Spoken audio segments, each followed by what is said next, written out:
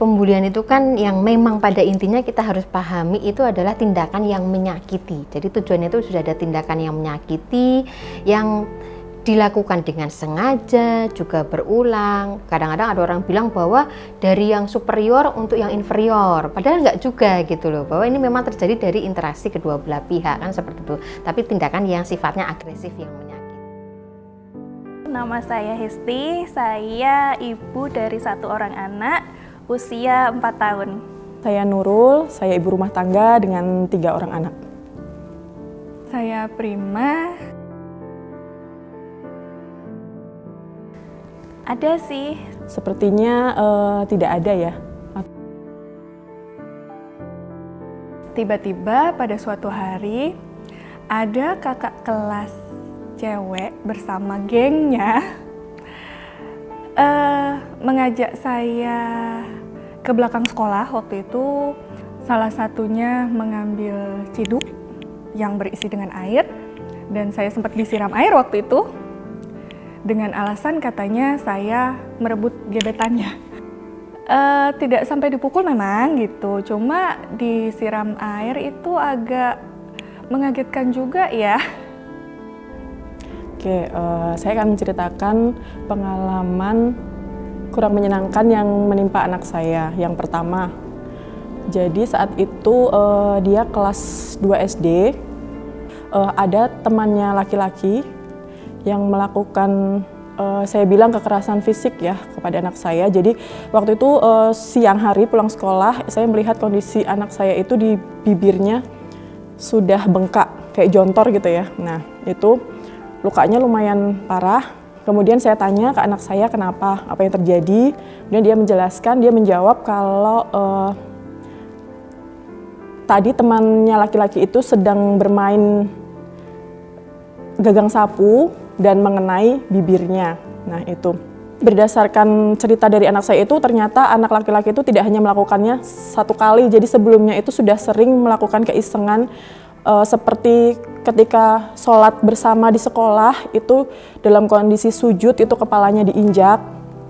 Kemudian kenakalan-kenakalan yang lain yang saya sebagai orang tua tuh kurang terima gitu, anak saya diperlakukan seperti itu.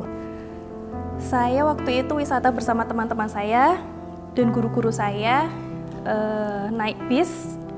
Di situ mereka semua duduk bersama ibunya masing-masing. Dan karena saya hanya seorang diri yang dititipkan ke guru saya sendirian duduk di lorong tengah antara satu kursi dan kursi yang ada di bis, bisa dibayangkan. Karena itu kursi tambahan, saya nggak bisa bersandar, saya hanya bisa duduk dan nggak bisa tidur. Dimana anak segitu kalau lagi jalan-jalan pasti dia mungkin gelendot, atau mungkin tertidur di perjalanan karena itu jaraknya jauh, cukup jauh kan. Waktu itu sih karena ada teman saya yang memanggil guru, kemudian sih ada guru datang memang gitu. Cuma kejadiannya kan sudah terjadi gitu, saya sudah baca bahasa kuyup ya lumayan gitu. Terus akhirnya si guru ini menanyai beberapa anak itu kenapa melakukan ini gitu.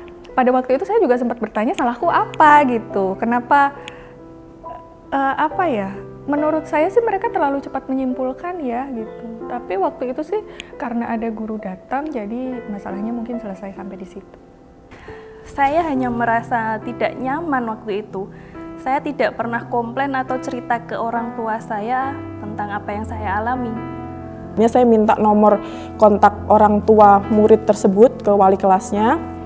Kemudian langsung saya telepon orang tuanya kalau anak saya itu mengalami seperti itu dan ini disebabkan oleh anaknya gitu. Jadi saya bilang mohon bisa didik anaknya, kalau memang Anda tidak terima kita bisa ketemu di sekolah, kita bicarakan, kita cari jalan penyelesaiannya gitu. Akhirnya orang tuanya minta maaf dan bilang akan menasihati anaknya.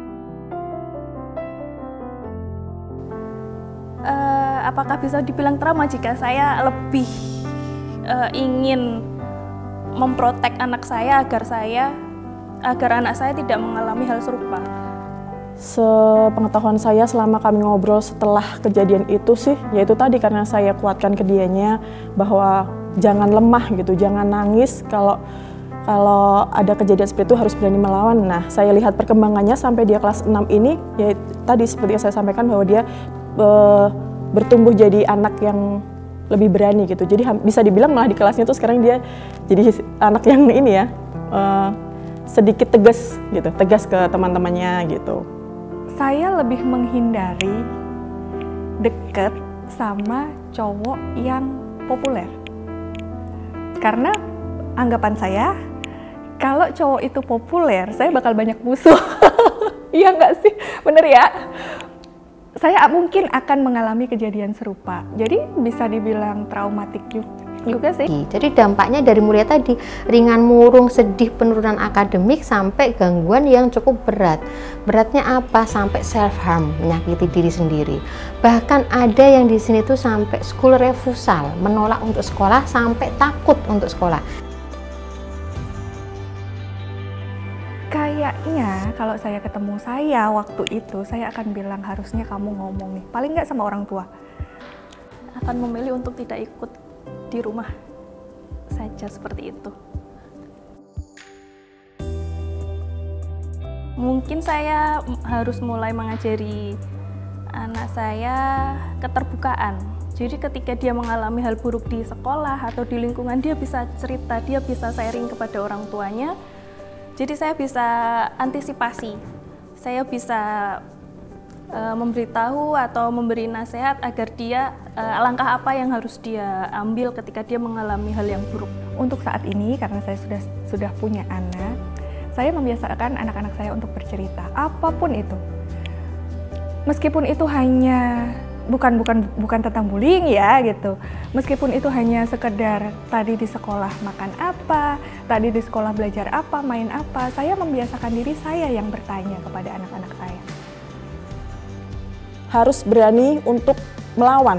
Jadi jangan hanya pasrah atau nangis kalau ada teman yang melakukan kekerasan atau membuli atau apa gitu. Saya bilang jangan hanya diam atau menangis, jadi harus dilawan supaya anaknya jerah. Tidak setiap anak itu memiliki kemampuan untuk mengekspresikan, bahkan mengenali emosi. Jadi sebelum kata stres, bahwa mengatakan saya sedih, saya takut, saya murung, saya berani, gitu kan, saya mau, saya nggak mau, itu juga tidak semua anak memiliki kemampuan seperti itu. Jadi memang sangat penting, selalu saya sarankan untuk anak-anak apa sih PR-nya, yaitu adalah untuk ekspresi. Hari ini kamu sedihkah? Marahkah? Karena apa? Kemudian masuk yang istilahnya bahasanya stres, karena kan stres itu sendiri kan adalah suatu perasaan karena tekanan ya, dan anak itu kan belum bisa menamai stres itu. Jadi mungkin pada sedih, murung, nggak tahu, takut, nggak mau sekolah, seperti itu udah ditemukan ternyata diagnosisnya itu adalah stres. Cuma kata dia stres itu, diagnosisnya alangkah baiknya dilakukan oleh pakar, seperti itu. Harapan saya untuk anak-anak Indonesia, stop bullying. Karena tidak ada gunanya kalian membuktikan bahwa kalian superior dengan menindas teman-teman yang jauh lebih lemah daripada kalian. Teruntuk anak-anak di Indonesia, terbukalah, berceritalah kepada orang-orang yang kalian percaya, orang-orang terdekat kalian tentang apa yang kalian alami, tentang masalah yang kalian hadapi. Semoga tumbuh menjadi anak yang berkarakter, berakhlak, dan bisa menjadi generasi penerus yang terbaik untuk Indonesia. Orang yang kena bully itu bisa menunjukkan dampak langsung, tapi juga bisa tertunda. Misalnya kena bullyingnya ketika di TK, ingatannya, memorinya masih ada, cuma manifestasi dia mengalami gangguan kejiwaan ringan sampai yang berat ya. Misalnya seperti ringan itu kayak ya stres, kemudian ada emosi yang negatif berlebihan, murung, sedih. Kalau gangguan jiwa yang keberat itu bisa nanti depresi, bahkan skizofrenia ya ada. Itu bisa berapa tahun kemudian. Jadi saya bilang bullying itu pelan tapi pasti merusak. Jadi makanya benar-benar apapun dari tingkatnya ringan atau berat, bullying itu harus segera diatasi.